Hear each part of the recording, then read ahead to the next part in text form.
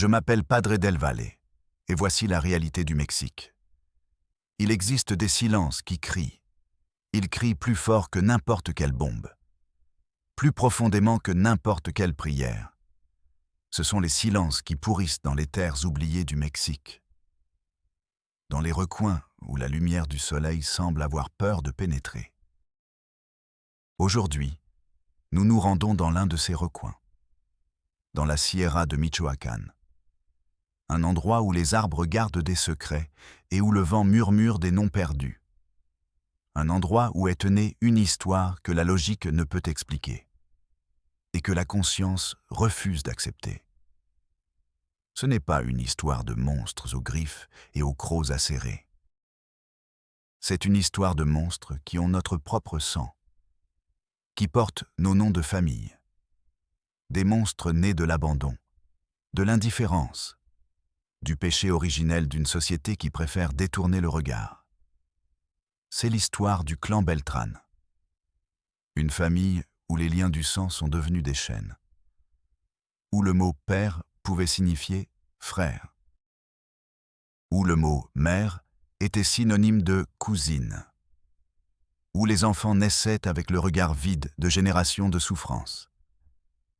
Si vous pensez que ces histoires doivent être racontées, si vous pensez que le silence ne doit pas gagner la bataille, abonnez-vous. Donnez la parole à ceux qui ne l'ont plus, car ce que vous êtes sur le point d'entendre vous changera à jamais. Tout a commencé avec un dossier, un parmi tant d'autres, de couleur manille, taché de café, avec un tampon rouge indiquant « urgent », même s'il prenait la poussière depuis des mois. Le dossier est arrivé sur le bureau de Carmen Mendoza. Carmen était nouvelle au bureau du DIF à Morelia. Elle avait 24 ans. Et elle croyait encore pouvoir changer le monde. Elle avait encore cette étincelle dans les yeux. Cette étincelle que le système s'efforce d'éteindre, un formulaire après l'autre. Son patron, un homme au dos courbé par des décennies de bureaucratie, lui tendit le dossier sans le regarder. Un cas de routine, Mendoza. Sa voix ressemblait à du papier vieux. Des enfants non enregistrés dans la Sierra. Va remplir les formulaires et reviens. Des enfants non enregistrés. Des enfants fantômes, disait-on dans le jargon du bureau. Ils existaient dans les recensements de vaccination d'il y a des années, mais pas dans les écoles. Pas dans les registres d'état civil. Pas dans la vie. Carmen ouvrit le dossier. À l'intérieur, il n'y avait que quelques feuilles jaunies. Des noms. Beltrán. Presque tous s'appelaient Beltrán. Et un lieu. San Miguel del Olvido. Le nom était déjà un avertissement. San Miguel del Olvido n'apparaissait pas sur les cartes modernes. C'était un point perdu au plus profond de la Sierra. Un endroit auquel on ne pouvait accéder que par un chemin de terre qui disparaissait à chaque pluie. Un endroit que le progrès avait décidé d'ignorer. Carmen ressentit un pincement au cœur. Ce n'était pas de la peur, c'était de la curiosité, l'adrénaline du novice. « Je m'en occupe, monsieur », dit-elle avec une fermeté qu'elle ne ressentait pas tout à fait. Son patron leva à peine les yeux. « Comme vous voulez. Mais rapportez les formulaires remplis. Sans formulaire, ça ne sert à rien. » Le système ne recherchait pas des enfants, il recherchait des papiers. Le voyage dura 8 heures. Les 3 dernières furent un enfer de boue et de cailloux. La vieille tsuru du gouvernement de l'État grinçait à chaque nid de poule. L'asphalte avait disparu. Puis, la route en terre. À la fin, il ne restait plus qu'une cicatrice dans la montagne. Le téléphone portable avait perdu le réseau depuis des heures. Le monde s'était rétréci à l'intérieur de cette voiture, au son du moteur qui luttait pour respirer, et au silence pesant de la montagne. Un silence qui n'était pas synonyme de paix. C'était l'absence. Lorsque Carmen aperçut enfin les premières maisons en adobe, le soleil était déjà en train de se coucher, San Miguel del Olvido. Le village était constitué d'une poignée de maisons grises accrochées au flanc de la montagne. Il n'y avait pas d'électricité. Seule la fumée paresseuse s'échappait de quelques bars et cheminées. Et le silence. Un silence dense, palpable. Elle gara la voiture près d'une chapelle sans toit. Les murs étaient rongés par la végétation. Un chien squelettique la regarda sans aboyer et se cacha. Personne ne vint l'accueillir. Mais elle sentait les regards. Des centaines d'yeux invisibles qui l'observaient depuis les fenêtres sombres. Depuis l'ombre des porches. L'air était froid. Il sentait le bois humide et autre chose, quelque chose d'ancien, quelque chose d'amer. C'était l'odeur du secret. Elle marcha dans la seule rue du village. Les portes étaient rideaux fermées. Les fenêtres scellées. C'était un village de fantômes vivants. Elle sortit sa liste. Famille Beltrán. Elle s'approcha de la plus grande maison. Une construction en adobe et en tôle qui semblait s'enfoncer dans le sol. Elle frappa à la porte en bois. Le son résonna dans le silence. Section mort. Il attendit. Rien. Il frappa à nouveau, plus fort. Je suis du DIF. Je viens de Morelia. Je cherche la famille Beltrán. Sa voix semblait étrange, intruse, violente au milieu d'un calme malsain. Une planche à la fenêtre d'à côté bougea.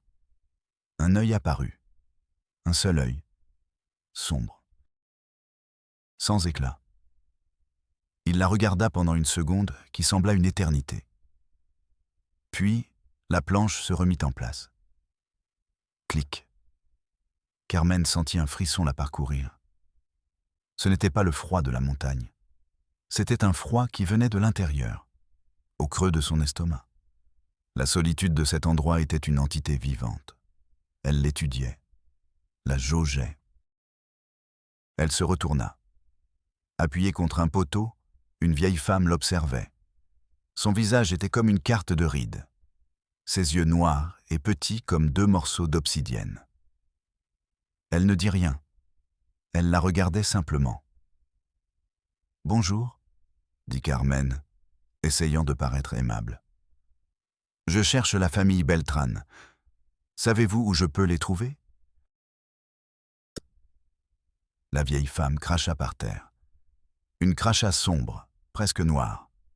« Ici, nous sommes tous des Beltrán, » dit-elle d'une voix qui n'était que poussière. « Et ici, nous ne cherchons personne.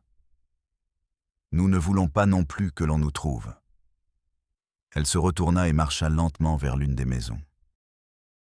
La porte s'ouvrit juste assez pour la laisser passer, puis se referma brusquement.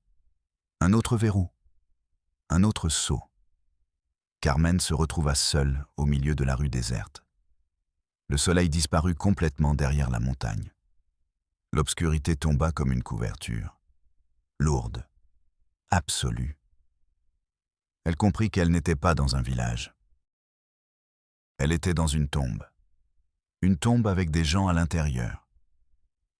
Elle retourna à sa voiture. Ses mains tremblaient légèrement. Elle s'assit sur le siège conducteur et respira profondément. L'odeur de plastique vieilli de la Tsuru était réconfortante. C'était l'odeur du monde réel, un monde qui semblait ne pas exister ici. Le système voulait des formats. Mais ici, il n'y avait pas de format. Ici, il n'y avait pas de nom. Seulement un nom de famille. Et un silence qui pesait comme une pierre tombale. Carmen alluma les phares de la voiture. Le faisceau lumineux balaya la façade d'une maison. Pendant une fraction de seconde, elle vit un visage à la fenêtre. Le visage d'un enfant. Des yeux énormes. Une peau pâle comme de la cire. Et une expression qui n'était pas celle d'un enfant. C'était l'expression d'un vieil homme, de quelqu'un qui en avait trop vu, trop tôt. Le visage disparut. Mais l'image resta gravée dans l'esprit de Carmen. À jamais. Cette nuit-là, elle ne dormit pas. Elle resta dans la voiture, les portes verrouillées, écoutant le bruit du vent et les battements de son propre cœur. Un cœur qui lui disait que ce n'était pas une affaire de routine. C'était l'abîme. Et elle venait de s'y pencher. Le lendemain, elle retourna à Morelia. Le voyage de retour fut différent. Ce n'était plus une aventure. C'était une fuite. Elle sentait la Sierra derrière elle, la surveillante, la laissant partir pour l'instant. Elle arriva au bureau à midi. Elle était couverte de poussière, épuisée. Son patron la vit entrer. « Alors, Mendoza, vous avez apporté les formulaires ?» La question était mécanique, automatique. « Non, monsieur, » répondit Carmen. Sa voix n'était qu'un fil. « C'est compliqué. Le village, les gens ne parlent pas. Il n'y a pas de registre. Il y a des enfants, je les ai vus, mais c'est comme s'ils n'existaient pas. » Elle cherchait ses mots. Comment décrire le silence? Comment mettre la peur dans un rapport? Le monsieur soupira.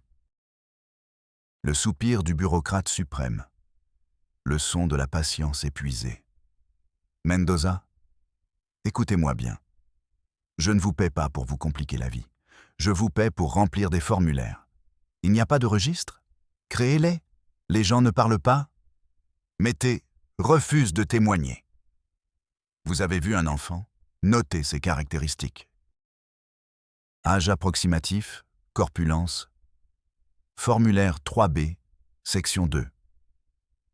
Il la regarda pour la première fois de la journée. Mais son regard la traversa.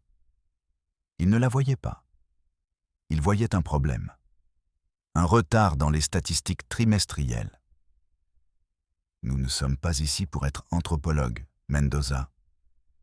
Nous sommes des fonctionnaires. Remplissez les papiers. Si vous n'y arrivez pas, 10 personnes attendent votre poste. Carmen resta debout devant son bureau. Elle sentit le poids du bureau, le bourdonnement des ordinateurs, le murmure des conversations inutiles. Elle sentit le système. Un monstre tiède et lent, qui se nourrit de tragédies transformées en encre. Elle sentit la rage. Une rage froide, silencieuse. Elle s'assit dans son box.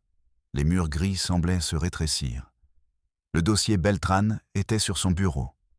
Ce n'était plus un dossier. C'était une promesse. La promesse du visage de cet enfant à la fenêtre. Au cours des semaines suivantes, Carmen tenta de suivre les voies officielles. Elle demanda des informations au registre civil. La réponse fut un courrier officiel.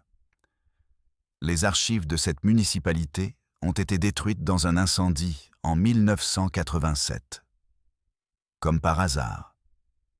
Elle demanda l'aide de la police d'État pour effectuer une visite d'inspection. La réponse mit 2 semaines à arriver. Il n'y a pas de ressources disponibles pour les zones à faible taux de criminalité. Faible taux de criminalité. Le silence ne compte pas comme un crime. Chaque porte à laquelle elle frappait se refermait avec un coup sec et bureaucratique. Un cachet, un formulaire incorrect, une demande hors délai. Le système n'était pas conçu pour aider. Il était conçu pour se protéger, pour maintenir le statu quo, pour que l'horreur reste où elle était. Loin, en silence. Carmen a commencé à travailler de son côté. Après les heures de bureau, le week-end, elle s'est plongée dans les archives historiques de la bibliothèque d'État. De vieilles cartes, des registres paroissiaux du XIXe siècle. À la recherche de l'origine de San Miguel del Olvido. À la recherche des racines du clan Beltran. Elle trouva quelque chose. Un petit article dans un journal de 1922. Il parlait d'une communauté endogame et hostile dans la Sierra, qui pratiquait des coutumes obscures et résistait à l'autorité de l'État. L'article les appelait « Los Olvidados », les oubliés. Et le nom de famille qui revenait le plus souvent était Beltrán. L'histoire était plus ancienne qu'il ne le pensait. Le silence avait des racines profondes. 100 ans de silence. 100 ans d'abandon. Un soir, en consultant les registres de naissance des années 70, il trouva une anomalie. Une série d'actes de San Miguel del Olvido, signés par une sage-femme locale. Dans la case « Père », un nom apparaissait. Dans la case « Mère », un autre. Et dans la marge, d'une écriture tremblante, une note. Le père et la mère sont cousins germains. Et dans une autre. La mère est la fille du grand-père paternel. Carmen sentit un nœud se former dans son estomac. Ce n'était pas une famille. C'était un réseau. Une toile génétique tissée de tabous. L'horreur avait une structure. Et elle venait d'en trouver le plan. Avec ses preuves, elle retourna voir son patron. Cette fois, elle ne tourna pas autour du pot. Elle posa les copies des actes sur son bureau. « Maître, ce n'est pas un cas d'enfant fantôme. C'est autre chose, de l'inceste systématique, générationnel. Ces enfants sont en danger. » Le maître regarda les papiers. Pendant un instant, Carmen crut voir une lueur d'intérêt, d'humanité. Elle se trompait. Il leva les yeux, ajusta ses lunettes. Mendoza, c'est une affaire très délicate. Il fit une pause. Et potentiellement un problème pour le département. Si cela fuite dans la presse... Il ne termina pas sa phrase. Ce n'était pas nécessaire. Carmen comprit. Le problème n'était pas l'inceste, ce n'étaient pas les enfants. Le problème, c'était le scandale. La tâche sur le dossier impeccable du gouvernement de l'État. « Classez cette affaire, Mendoza », dit le chef en lui rendant les papiers. Sa voix était basse, presque un murmure. « Et concentrez-vous sur vos autres affaires. Celles qui peuvent être résolues, celles qui génèrent des statistiques positives. » Classer. Le mot préféré du système. Classer est le synonyme bureaucratique d'enterrer. Enterrer la vérité. Enterrer la douleur. Enterrer les enfants de San Miguel del Olvido. Carmen resta là à regarder les papiers. Elle sentit le goût métallique de l'échec dans sa bouche. La froideur des murs du bureau. Le bourdonnement indifférent de l'ordinateur. Elle se leva. Elle prit les papiers. Et elle retourna à son bureau. Mais elle n'alla rien archiver. Elle ouvrit son sac. Elle rangea les copies. Elle éteignit son ordinateur et quitta le bureau. Pour la première fois, elle n'avait pas l'impression de fuir. Elle avait l'impression de partir en guerre. Et elle savait qu'elle allait la mener seule. Carmen ne retourna pas à son appartement, pas cette nuit-là. Elle roula sans but dans les rues de Morelia. Les lumières de la ville lui semblaient obscènes. Fausses, une décoration bon marché sur un puits de pourriture. Elle se gara devant un parc sombre et resta là. Le moteur éteint. Le silence de la voiture était son seul refuge. Dehors, le monde continuait de tourner. Les gens riaient dans les cafés. Les voitures passaient. Personne ne savait rien de San Miguel del Olvido. Personne ne s'en souciait. Classé. Les mots de son patron résonnaient dans sa tête. Comme un marteau. Classer cet enfant à la fenêtre. Classer 100 ans de douleur. Non. Il refusa. Une décision se forma en lui. Pas comme une pensée.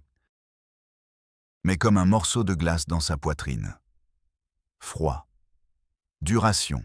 Inébranlable. Si le système ne voulait pas voir, elle lui arracherait les paupières. Les 3 jours suivants furent un tourbillon d'activités fébriles. Elle vida son compte d'épargne. L'argent qu'elle gardait pour l'acompte d'une voiture. Pour un avenir qui semblait désormais ridicule. Elle loua une vieille camionnette, une Ford délabrée qui ne ferait pas attention. Elle la payait en espèces, sans papier, Elle a acheté du matériel dans un magasin d'alpinisme.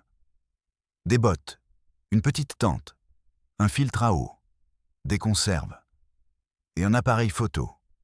Petit, discret, avec un zoom puissant et capable de prendre des photos en basse lumière.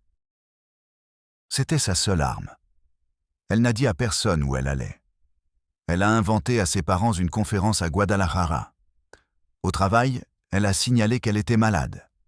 Elle savait qu'elle serait licenciée. Peu importait. Son box gris faisait désormais partie d'une autre vie. Une vie qui ne lui appartenait plus. Le deuxième voyage dans les montagnes était différent. Elle n'avait plus l'adrénaline de la novice. Seulement une sombre détermination. Elle connaissait le chemin. Elle connaissait les nids de poules. Elle connaissait l'endroit exact où le monde civilisé s'arrêtait. Elle a laissé le camion caché à 5 kilomètres du village. Recouvert de branches et d'une bâche. Elle a mis son sac à dos sur ses épaules. Le poids était réel, physique, un ancrage à la tâche qui l'attendait, et elle s'est mise en route. L'air de la montagne était le même, froid et imprégné d'un parfum de secret. Mais maintenant, pour Carmen, il sentait aussi le danger. Chaque branche qui craquait était un pas. Chaque souffle de vent, un avertissement. Elle n'entra pas dans le village par la rue principale. Elle fit le tour. Elle se déplaça entre les arbres comme un chasseur, ou comme une proie. Elle chercha un point élevé, une petite colline d'où elle pouvait observer sans être vue. Elle installa son campement improvisé. Une petite tache verte dans l'immensité grise de la montagne. Et elle attendit. Attendre devint sa seule occupation. Elle observait le village à travers ses jumelles. La vie à San Miguel del Olvido suivait un rythme étrange, lent, presque figé. Les gens sortaient de leur maison à l'aube. Ils se déplaçaient en silence. Les hommes allaient dans les champs de maïs, des parcelles desséchées et tristes. Les femmes allaient chercher de l'eau à un puits communal. Les enfants ne jouaient pas. Ils s'asseyaient sur les seuils des portes, le regard perdu dans le vide, avec ces yeux vides que Carmen ne pouvait oublier. Ils étaient tous pareils, pas identiques, mais avec un air de famille troublant, le même front large, les mêmes yeux rapprochés, la même mâchoire creusée. C'étaient des variations d'un même visage, un visage sculpté par des générations de sang partagé. Carmen prit les premières photos. Des visages, des enfants, des personnes âgées. Le zoom de l'appareil photo lui permettait de voir les détails. Les doigts légèrement palmés d'un homme, l'oreille mal formée d'une femme, la symétrie du visage d'un adolescent. La génétique criait ce que les gens taisaient. Elle sentit une vague de nausée la submerger. Elle posa l'appareil photo. Elle respira profondément. L'air froid lui brûlait les poumons. Elle documentait la décadence humaine. Elle cataloguait le résultat du tabou. Elle se sentait sale, une voyeuse de l'horreur. Mais elle savait qu'elle devait continuer. Le deuxième jour, elle vit quelque chose qui brisa la monotonie. Une jeune femme quitta le village, seule. Elle marchait vers la rivière, sur un sentier étroit. Elle portait 2 seaux vides. Carmen la reconnut grâce à ses photos. C'était l'une des jeunes mères. Elle avait peut-être 20 ans, mais elle en paraissait 50. Carmen prit une décision. Elle démonta son poste d'observation et la suivit, à une distance prudente. La femme arriva à la rivière, un filet d'eau sale qui descendait de la montagne. Elle posa les seaux et s'assit sur un rocher. Et pour la première fois, Carmen vit une émotion sur l'un d'eux. La femme se mit à pleurer, en silence. Les larmes coulaient sur son visage sale, sans faire de bruit. Une douleur muette, intime. Carmen sentit son cœur se serrer. C'était sa chance. Elle sortit des arbres, lentement, les mains bien en évidence. La jeune femme la vit et se leva d'un bond. La peur dans ses yeux était animale. Un pur instinct de fuite. « N'aie pas peur, » dit Carmen, d'une voix aussi douce que possible. « Je ne te ferai pas de mal. »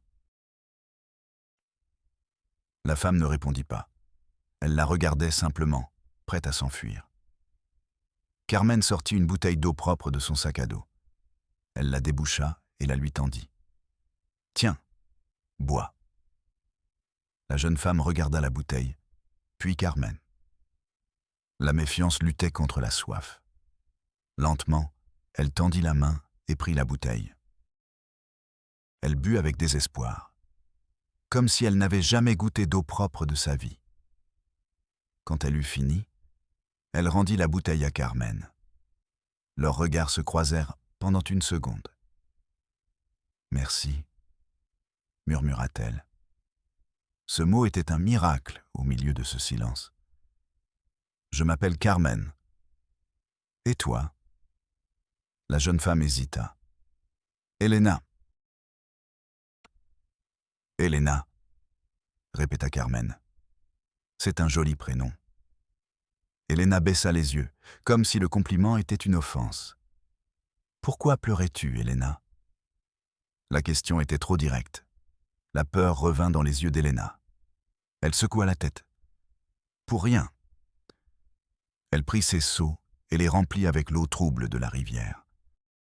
« Cette eau n'est pas bonne, » dit Carmen. « Tu peux tomber malade. Tes enfants peuvent tomber malades. » Elena s'arrêta. « C'est la seule qu'il y a. » Sa voix était monocorde, résignée. Carmen sut qu'elle devait prendre le risque. « J'ai vu les enfants, Elena, au village. Je sais que quelque chose ne va pas ici. » Le corps d'Elena se raidit complètement. « Tu ne sais rien, » siffla-t-elle. « Va-t'en. S'ils te voient ici, ils te tueront. » « Qui te tuera ?» Elena ne répondit pas. La terreur sur son visage était la seule réponse nécessaire. « Je veux aider, » insista Carmen. « Toi, tes enfants. » Elena la regarda. Un long regard, profond. Carmen vit un univers de souffrance dans ses yeux. Et quelque chose d'autre. Une petite étincelle, enfouie sous des couches de peur et de résignation. C'était de l'espoir. Un espoir presque éteint, mais toujours présent. « Ce soir, » dit Elena dans un murmure à peine audible, « quand la lune sera haute. Viens à la maison derrière, celle qui a le toit en tôle cassé. Ne fais pas de bruit. » Sans en dire plus, elle chargea ses seaux et partit, marchant rapidement, sans se retourner. Carmen resta seule près de la rivière. Son cœur battait fort. Elle avait une entrée, une porte vers l'enfer. Et la clé était une mère désespérée. Le reste de la journée fut une torture d'attente. Le soleil se coucha. L'obscurité totale engloutit à nouveau la montagne. Le froid devint plus intense. Carmen enfila tous les vêtements qu'elle avait. Mais le froid venait de l'intérieur. Lorsque la lune apparut au-dessus du sommet de la montagne, elle se mit en route. Elle entra dans le village comme une ombre, collée au mur en adobe. Retenant son souffle. Chaque chien qui aboyait au loin était comme une balle dans son système nerveux. Elle trouva la maison. Une misérable cabane, isolée des autres. Le toit en tôle avait un trou d'où l'on pouvait voir le ciel étoilé. La porte était entr'ouverte. Une invitation silencieuse. Carmen entra. L'intérieur sentait l'humidité, la maladie et la peur. Il n'y avait pas de lumière. Seule la faible lueur de la lune filtrait à travers le toit. Ses yeux mirent un moment à s'habituer. Elena était assise sur le sol en terre battue. Elle tenait un paquet dans ses bras. Un bébé. Près d'elle, sur une natte, 2 autres enfants dormaient. Ils étaient peu petits, de 3 ou 4 ans, Carmen s'approcha. « Elena !» La jeune femme leva les yeux. Des larmes silencieuses coulaient à nouveau sur ses joues. « Regarde !» murmura-t-elle. Elle inclina le paquet qu'elle tenait. Carmen regarda, et l'air s'échappa de ses poumons. Elle se força à ne pas crier, elle se força à ne pas reculer. Le bébé n'avait que quelques mois. Mais son visage n'était pas tout à fait humain. Il avait une profonde fente qui lui fendait la lèvre et le nez, atteignant presque l'œil. L'un de ses yeux était beaucoup plus petit que l'autre. Et ses petites mains avaient 6 doigts chacune. Carmen sentit le goût amer de la bile dans sa gorge. Elle s'agenouilla. Sa formation au DIF, ses manuels, ses cours, rien ne l'avait préparée à cela. C'était de la biologie brisée, l'ADN qui criait de douleur. « Il était né comme ça », dit Elena. Sa voix était une complainte, comme tous les autres. Chacun naît un peu plus, brisé que le précédent. Elle regarda ses 2 autres enfants endormis. « Je les cache. Si le patriarche les voyait bien, il les emmènerait. » « Le patriarche ?» demanda Carmen. « Le grand-père. Le père de tous. » Carmen sentit un frisson lui parcourir le dos. « Le père de tous ? C'est lui qui décide, » continua Elena en berçant le bébé difforme. « C'est lui qui dit qui vit avec qui a des enfants avec qui. Il dit que c'est pour garder le sang pur, le sang des fondateurs. » Son rire était horrible. Section sans joie. « Pur, regarde cette pureté. Qui est ton père, Elena ?» Elena la regarda fixement. « Le frère de ma mère. »« Et le père de tes enfants ?» Elena mit du temps à répondre. « Mon cousin. Mais c'est aussi mon demi-frère. Son père est aussi mon père. » Carmen ferma les yeux. La toile d'araignée, le réseau qu'elle avait vu sur les papiers était réel. Et il était vivant. Et il piégeait ses âmes dans sa logique tordue.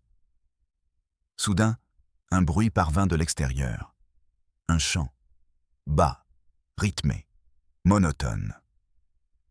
Il venait de la grande maison, au centre du village. « Ils ont commencé », murmura Elena, et la terreur revint dans sa voix avec toute sa force. « Qu'est-ce que c'est ?» demanda Carmen. « Le nettoyage. Le patriarche dit qu'il faut nettoyer le sang, effacer les traces du péché à l'extérieur. » La panique s'empara d'Elena. « Tu dois partir. Maintenant !» Mais Carmen ne bougea pas. La journaliste, la chercheuse en elle, prit le dessus. « Quel nettoyage, Elena ? Que font-ils ? Ne pose pas de questions. Pars, c'est tout. » Mais il était trop tard. La porte de la cabane s'ouvrit brusquement. 2 hommes corpulents se tenaient sur le seuil, leurs silhouettes se découpaient dans la lumière de la lune. Ils avaient les mêmes traits que tous les autres, le même regard vide. Mais chez eux, il n'y avait pas de résignation. Il y avait une obéissance fanatique. Ils ne dirent pas un mot. L'un d'eux attrapa Carmen par le bras. Sa force était brutale. L'autre attrapa Elena. Elle ne se débattit pas. Elle ferma simplement les yeux et serra son bébé plus fort contre elle, comme si son corps pouvait le protéger de ce qui allait arriver. Ils traînèrent Carmen hors de la cabane. Vers la grande maison, vers le champ. Carmen se débattit, donna des coups de pied, cria. Mais c'était inutile. Ses cris se perdirent dans le silence de la montagne. Personne ne l'entendrait. Personne ne viendrait. Ils l'ont fait entrer dans la grande maison. L'odeur l'a d'abord frappé. Encens, sueur et sang. Une odeur épaisse, à la fois sacrée et profane. La pièce était éclairée par des dizaines de bougies. Les murs en adobe étaient couverts de symboles étranges, peints avec ce qui semblait être du charbon. Au centre se trouvait lui, le patriarche, un vieil homme aux longs cheveux blancs. Mais ses yeux étaient noirs et remplis d'une énergie terrifiante. Il se tenait debout devant une sorte d'autel en pierre. Sur l'autel, il y avait un enfant d'environ 10 ans. Il était immobile, les yeux ouverts, il regardait le plafond. Le patriarche tenait un couteau en obsidienne dans sa main. La lame noire brillait à la lueur des bougies. Le chant s'intensifia. Les membres du clan, une trentaine de personnes, formaient un cercle autour de l'autel. Leurs voix formaient un bourdonnement hypnotique. Carmen fut jetée à terre. Elle vit Elena à ses côtés, tremblante. Le patriarche leva les yeux et la vit. Il ne montra aucune surprise, seulement une froide curiosité, comme un scientifique observant un insecte inattendu. « L'étrangère », dit-il. Sa voix était étonnamment forte, celle qui apporte le poison du monde. Il reporta son attention sur l'enfant sur l'autel. Le péché doit être purgé. La marque doit être coupée. Il leva le couteau. Carmen ne pouvait détourner le regard. L'horreur la paralysait. Le patriarche approcha la lame d'obsidienne du pied gauche de l'enfant. D'un mouvement rapide et précis, il coupa le petit orteil. Il n'y eut aucun cri. L'enfant ne cligna même pas des yeux. Le sang jaillit, sombre, presque noir. Il tomba sur la pierre de l'autel. Le patriarche ramassa le doigt sectionné et le plaça dans un bol en argile. Le chant cessa, et le silence qui suivit fut plus terrifiant que n'importe quel cri. Carmen vomit. Là, sur le sol en terre battue. Un spasme violent lui déchira les entrailles. Le froid n'était plus en elle. Il était partout. Le monde entier s'était transformé en un bloc de glace. Et elle était au centre, gelée, brisée. Le monde de Carmen se réduisait à un seul point. La blessure ouverte au pied de l'enfant. De là émanait toute l'horreur de l'univers. L'enfant restait immobile. Ses yeux, fixés sur le toit de paille et de fumée, ne voyaient rien. Ou voyaient tout. Le patriarche se tourna vers elle. Son regard n'était pas celui de la colère. C'était celui de la déception. Comme un professeur face à un élève qui ne comprend pas la leçon la plus simple. La saleté doit être nettoyée, dit-il, comme s'il expliquait la météo, à l'extérieur et à l'intérieur. Et à... Deux femmes s'approchèrent et soulevèrent l'enfant de l'autel. Elles l'emmenèrent avec le même naturel que lorsqu'on ramasse du linge sale. L'enfant ne boitait pas, il ne pleurait pas, il semblait flotter, un fantôme dans son propre corps. Carmen était toujours à genoux, tremblante. Le goût de la bile lui brûlait la gorge. Les hommes qui l'avaient amenée la soulevèrent par les bras. Ses pieds traînaient sur le sol en terre battue.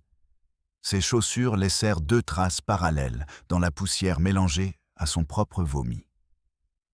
Personne ne la regardait. Tout le clan était comme en transe. Leurs yeux étaient vitreux, concentrés sur le bol que le patriarche tenait désormais en l'air. Le doigt de l'enfant, son offrande. Ils la traînèrent hors de la grande maison. La nuit la frappa de son froid. La lune ressemblait à un œil blanc et aveugle. Ils la conduisirent à travers le village silencieux. Ils passèrent devant la cabane d'Elena. La porte était ouverte. À l'intérieur, l'obscurité était totale. Il n'y avait aucune trace d'elle ni de ses enfants. Carmen fut poussée vers une structure en pierre à la lisière du village. C'était un ancien entrepôt à grains, ou une tombe. La lourde porte en bois s'ouvrit en grinçant. Ils la jetèrent à l'intérieur. L'obscurité était totale, absolue, comme si elle avait été jetée dans un puits d'encre. La porte se referma. Le bruit du verrou qui se fermait fut le plus définitif qu'elle ait jamais entendu de sa vie. Clic. Le monde s'était arrêté. Elle resta allongée sur le sol. Le sol était en pierre froide et irrégulière. Ça sentait la terre, l'humidité et autre chose. Un vieux désespoir. Elle pouvait sentir les décennies de solitude emprisonnées dans ces murs. Le temps avait cessé d'exister.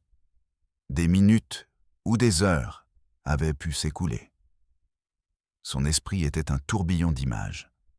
L'œil dans la fenêtre, le visage déformé du bébé d'Elena, le couteau en obsidienne, le sang sombre sur la pierre, le doigt. Elle cria. Un cri qui ne sortit pas de sa gorge, mais de son âme. Mais le son fut absorbé par la pierre, dévoré par l'obscurité. Personne ne l'entendrait. Le système qu'il avait abandonné était désormais à des années-lumière. Les formats, les bureaux, les patrons indifférents. Tout cela n'était qu'une mauvaise blague. La réalité était là. Cette pierre froide. Cette obscurité vorace. Finalement, les larmes la vainquirent. Elle pleura pour l'enfant de l'hôtel. Elle pleura pour Elena. Elle pleura pour le bébé. Et elle pleura pour la jeune fille stupide qui avait cru pouvoir changer le monde avec un dossier couleur manille. Elle ne sait pas combien de temps cela dura. Les larmes se tarirent. La peur s'est transformée en une couche de glace sur sa peau. Et sous la glace, quelque chose d'autre a commencé à grandir. Une petite graine dure. La rage. Elle a entendu des pas à l'extérieur. Le verrou a été déplacé. La porte s'est ouverte. Et la silhouette du patriarche s'est découpée contre un ciel qui commençait à s'éclaircir. L'aube. Elle avait passé toute la nuit là. Il est entré. Il tenait une bougie dans une main et un pichet d'eau dans l'autre. Il plaça la bougie dans une niche dans le mur. La lumière vacillante révéla l'espace. C'était une cellule circulaire, sans fenêtre. Les murs étaient couverts des mêmes symboles que ceux qui se trouvaient dans la grande maison. Il posa le pichet sur le sol, à une distance prudente. « Bois !» dit-il. Sa voix était celle d'un grand-père patient. Carmen ne bougea pas. « Où est Elena ?» demanda-t-elle. Sa propre voix lui semblait étrange, enrouée, brisée. Le patriarche la regarda en penchant la tête. Elena est en train d'être purifiée. Elle a enfreint la règle la plus sacrée. Elle a parlé à une étrangère. Et ses enfants? Le sang faible ne survit pas à la purification. C'est la loi. La phrase tomba sur Carmen comme une dalle de granit. Le bébé, les deux autres enfants. Vous les avez tués. Ce n'était pas une question. Le patriarche sourit. Un sourire qui n'atteignait pas ses yeux. Nous ne tuons pas. Nous purifions. Nous guérissons le corps du clan. C'est différent. Il s'assit par terre en face d'elle. Les jambes croisées. Comme un moine. Tu ne comprends pas. Ton monde ne t'a pas appris à comprendre. Carmen le regarda. Le monstre. Le tueur d'enfants. L'architecte de cet enfer. Et elle ne vit pas de folie dans ses yeux. Elle vit une certitude, une foi absolue, inébranlable. Et c'était la chose la plus terrifiante de toutes. « Tu n'es pas la première à arriver, » poursuivit-il. « À chaque génération, le monde extérieur envoie quelqu'un. Un percepteur d'impôts, un prêtre, un médecin, un fonctionnaire curieux comme toi. » Il fit une pause. Aucun n'est reparti. « Pourquoi suis-je en vie ?» demanda Carmen. La glace dans sa poitrine lui permettait de parler. « Parce que les autres n'ont vu que l'horreur. Mais toi, tu as apporté des papiers. Tu as fouillé dans les archives. Tu as essayé de comprendre la racine du mal. Tu es différente. Tu ne mérites pas de mourir dans l'ignorance. La logique était insensée. Un honneur pervers. « Je vais te raconter notre histoire, » dit le patriarche, « pour que lorsque ta fin arrivera, tu comprennes pourquoi. Pour que ton âme ne vagabonde pas perdue. » L'air se raréfia. La lumière de la bougie vacille. Le patriarche se mit à parler, et sa voix sembla remplir la cellule, le village, toute la montagne. Cela n'a pas commencé par le péché. Cela a commencé par la pureté. Son regard se perdit dans le mur, comme s'il lisait une histoire écrite dans la pierre. Nos premiers parents sont arrivés ici il y a plus de 100 ans. Ils fuyaient. Le monde extérieur se noyait dans le sang. Une guerre qu'ils appelaient la Révolution. Des frères tuant leurs frères pour un morceau de terre, pour une idée stupide. Ils ont trouvé cette vallée, cachée, vierge, un endroit où la folie des hommes n'était pas encore arrivée. Et ils ont conclu un pacte. Ici, ils créeraient un monde nouveau, sans les lois des hommes, sans le sang impur des étrangers, une rivière de sang pur qui coulerait à jamais. Il s'arrêta. Il but une gorgée de sa propre outre. Carmen ne bougeait pas. Elle écoutait, parce que cette histoire était sa seule chance de comprendre. Et comprendre était sa seule chance de survivre. La première génération a tenu parole. Ils ont vécu et sont morts dans ce paradis. Mais leurs enfants ont grandi, et le sang a appelé le sang. Il n'y avait pas d'autre. Il ne pouvait y en avoir d'autre. Le pacte l'interdisait. Ils ont donc pris la décision la plus difficile, le plus grand sacrifice. Le sang de la rivière devait retourner à sa source. Les cousins avec les cousines. La seule façon de garder la rivière pure. Carmen sentit un frisson la parcourir. Elle écoutait la genèse du monstre.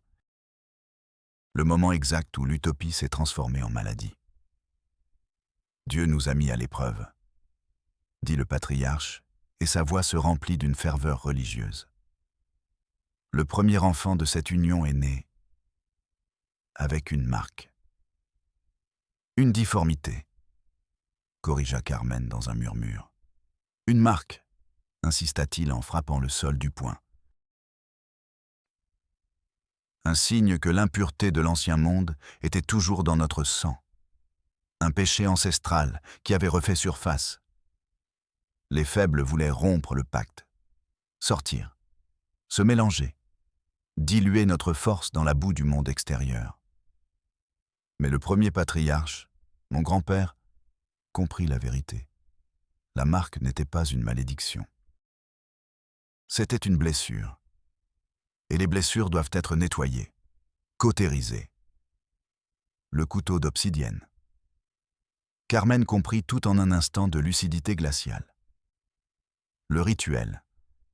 Ce n'était pas du sadisme, c'était de la théologie, c'était de la médecine pervertie.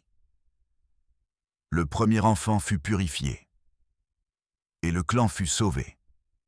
La loi de la purification fut établie. Chaque marque, chaque souvenir du péché extérieur qui apparaissait dans notre sang devait être coupé, extirpé, pour garder le corps du clan saint, fort. Il regarda Carmen, cherchant à ce qu'elle comprenne. Génération après génération, nous avons respecté le pacte. Le sang est devenu plus fort, plus pur. Oui, parfois les marques apparaissent. Ce sont les dernières braises du péché de leurs ancêtres. Le monde que vous avez créé, nous ne faisons que le purifier de notre lignée. Père et frère, mère et cousine, murmura Carmen, se souvenant des actes. Ce ne sont que des mots du monde extérieur, rejeta le patriarche. Ici, il n'y a que le clan, il n'y a que le sang. La rivière qui coule vers elle-même, se purifiant dans un cycle éternel. Il se leva. La leçon était terminée. Maintenant, tu sais, dit-il en la regardant de haut. Nous ne sommes pas des monstres. Nous sommes des survivants. Nous sommes les purs. Il se dirigea vers la porte. Repose-toi. Demain, le clan décidera de ta place dans le cycle.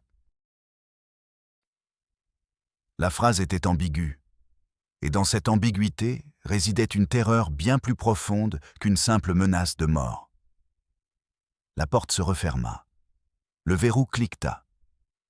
Et Carmen se retrouva à nouveau seule, dans l'obscurité, avec l'eau et avec une vérité bien plus lourde que n'importe quelle pierre. Elle n'était pas prisonnière d'un groupe de fous. Elle était piégée dans la cathédrale d'une foi démente. Une foi fondée sur l'inceste, la mutilation et le meurtre. Une foi dotée d'une logique interne parfaite, impénétrable.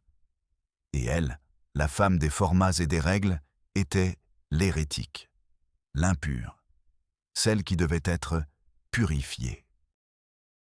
Les jours qui suivirent se fondirent dans une même pénombre grise. 2 fois par jour, le verrou cliquetait. Une jeune femme, différente à chaque fois, entrait sans regarder Carmen. Elle déposait un bol de maïs cuit et une cruche d'eau. Elle ramassait le bol de la veille. Et elle partait. C'étaient des robots en chair et en os. Des rouages dans la machine du clan. Mais Carmen observait. Même dans son désespoir, elle observait. La glace dans sa poitrine était devenue son moteur. La rage, son carburant. Elle remarqua que la pierre sous laquelle elle dormait était légèrement descellée. Un bord bougeait d'1 millimètre lorsqu'elle y posait tout son poids. Elle se mit au travail, avec la patience d'un géologue. Chaque nuit, lorsque l'obscurité était totale, elle utilisait une petite pierre qu'elle avait trouvée pour gratter le mortier autour de la dalle. Le bruit était minime. Un murmure de poussière contre poussière. Ses ongles se sont cassés. Ses doigts ont saigné. La douleur lui rappelait qu'elle était encore en vie, qu'elle continuait à se battre. 1 semaine passa, ou peut-être 2. Le temps n'avait plus aucun sens. Un après-midi, une fille qu'elle n'avait jamais vue auparavant entra. Elle était très jeune, peut-être 15 ans. Et dans ses yeux, il n'y avait pas la même certitude vide que chez les autres. Il y avait une lueur de curiosité, de peur. Elle posa la nourriture par terre. Et pour la première fois, quelqu'un lui adressa la parole. Est-il vrai que dans le monde extérieur, les femmes choisissent leurs hommes, murmura-t-elle. La question était si inattendue que Carmen mit du temps à réagir. Oui, répondit-elle d'une voix rauque, à force de ne plus s'en servir. C'est vrai. Et le sang ne tombe pas malade ? Demanda la jeune fille. Non, notre sang n'est pas malade. Carmen vit là une opportunité, une faille. Pas dans la pierre, mais dans la foi. La maladie n'est pas dans le sang, elle est dans le secret, dit Carmen très lentement. La douleur qu'ils gardent ici est ce qui les empoisonne. La jeune fille la regarda, les yeux écarquillés. La peur et la fascination se disputaient avec son visage. Le patriarche dit que la douleur nous rend purs. Le patriarche ment, dit Carmen. Il vous ment pour conserver son pouvoir. Regardez-vous. Regardez vos frères. Sont-ils forts? Ou sont-ils brisés? La jeune fille recula, comme si les paroles de Carmen la brûlaient. Elle prit le bol vide et s'enfuit. Mais Carmen avait semé la graine. Elle savait qu'elle ne la reverrait plus, et elle savait que son temps était compté. Cette nuit-là, elle travailla avec une fureur renouvelée. La pierre finit par céder. Elle bougea. En dessous, il n'y avait que de la terre compacte. Elle creusa à main nue, comme un animal désespéré. La terre était froide et humide. Elle creusa pendant des heures, jusqu'à ce que ses mains touchent le vide. Elle avait atteint l'autre côté du mur. Elle attendit. Elle écouta le rythme du village. Les chants lointains lui indiquèrent qu'il y avait un autre rituel, un autre nettoyage. C'était maintenant ou jamais. Il poussa la dalle. Il se glissa dans le trou. Il était dehors. L'air froid de la nuit ne lui avait jamais semblé aussi doux. C'était l'air de la liberté. Il courut. Il ne regarda pas en arrière.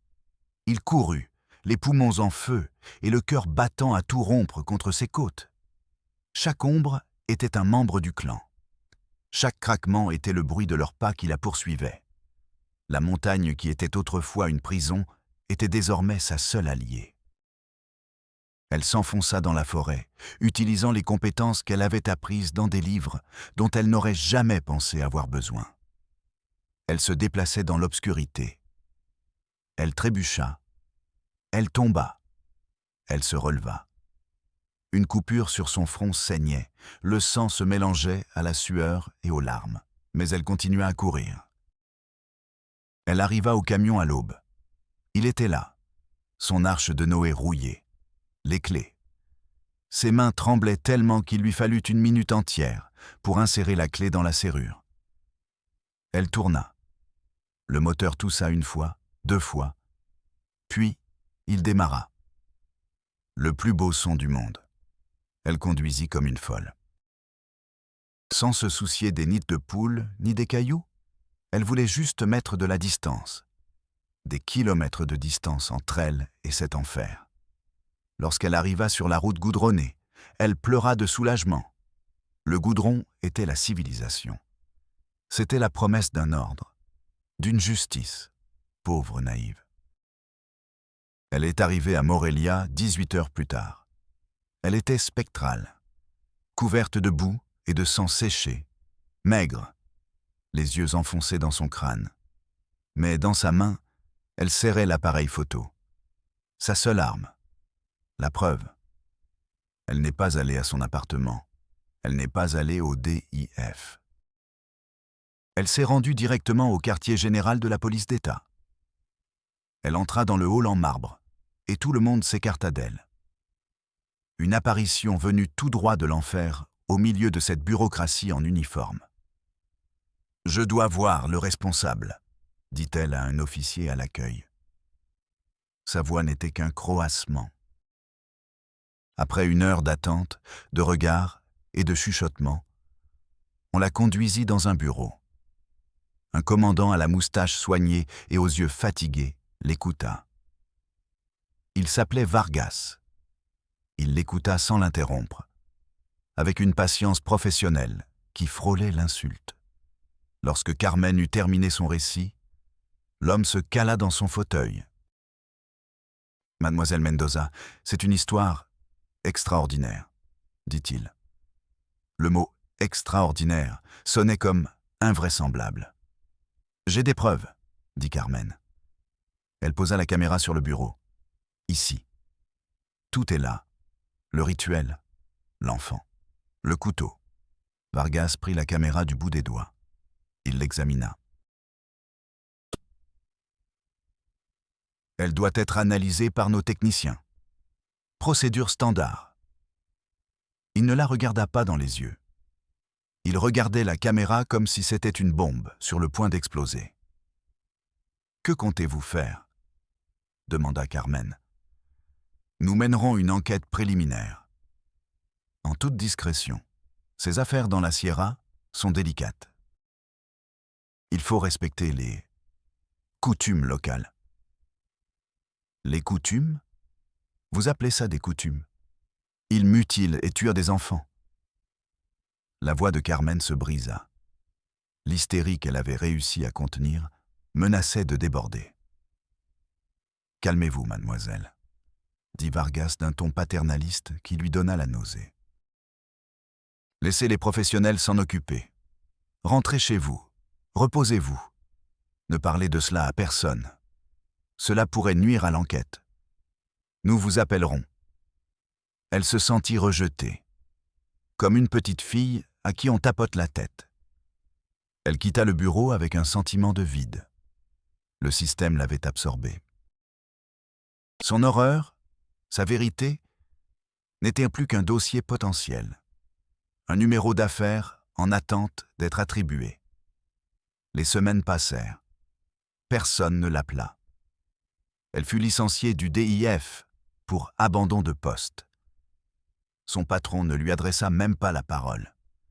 Elle reçut seulement la lettre par courrier. Elle appela le commandant Vargas.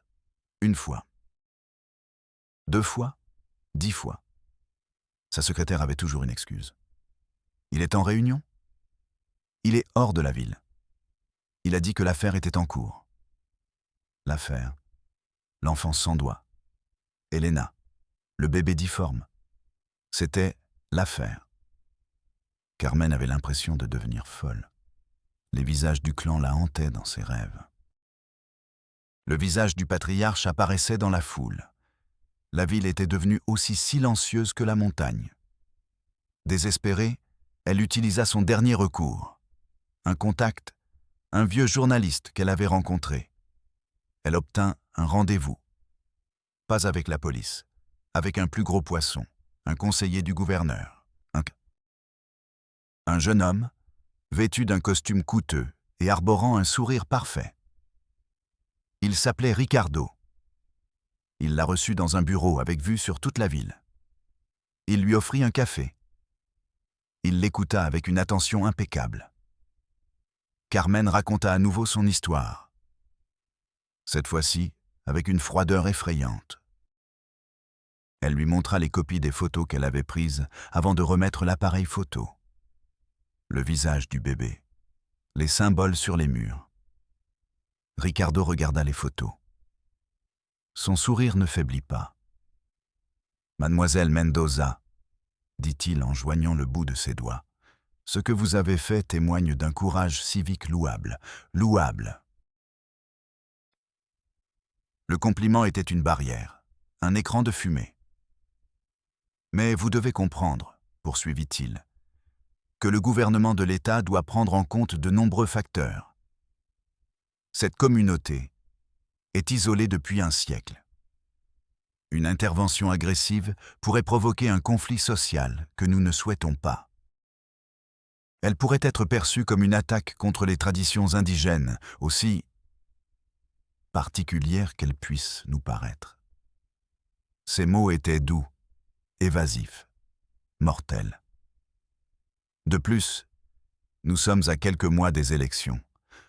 Un scandale de cette ampleur serait déstabilisateur. La presse en ferait un cirque. Le problème n'était pas l'horreur. C'était la publicité autour de l'horreur. Carmen resta sans voix. Le cynisme était si pur, si parfait, qu'il en était presque une forme d'art. Ricardo se leva, mettant fin à la réunion. « Nous vous remercions pour ces informations. Elles seront transmises aux services compétents pour être évaluées. » Il l'accompagna jusqu'à la porte. Puis, il lui asséna le coup de grâce. La phrase qui finit par la briser. « Pour l'instant, mademoiselle Mendoza, à des fins pratiques, cette affaire sera traitée comme un cas de personne disparue, puisque vous mentionnez une certaine Elena et ses enfants. Cela relève d'un autre service. Cela... Veuillez remplir le formulaire 2B à la réception. » Elle resta paralysée. Formulaire 2B. Sa vie, son traumatisme, l'enfer dont elle avait été témoin, réduit à un formulaire. Le système ne recherchait pas la justice. Il cherchait à classer l'horreur dans des dossiers, à la trier, à l'archiver jusqu'à ce qu'elle soit oubliée. Elle sortit du bâtiment et fut éblouie par le soleil.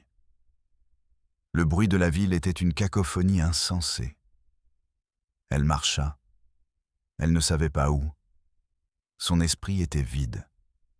Le système n'avait pas échoué. Il avait fonctionné à la perfection.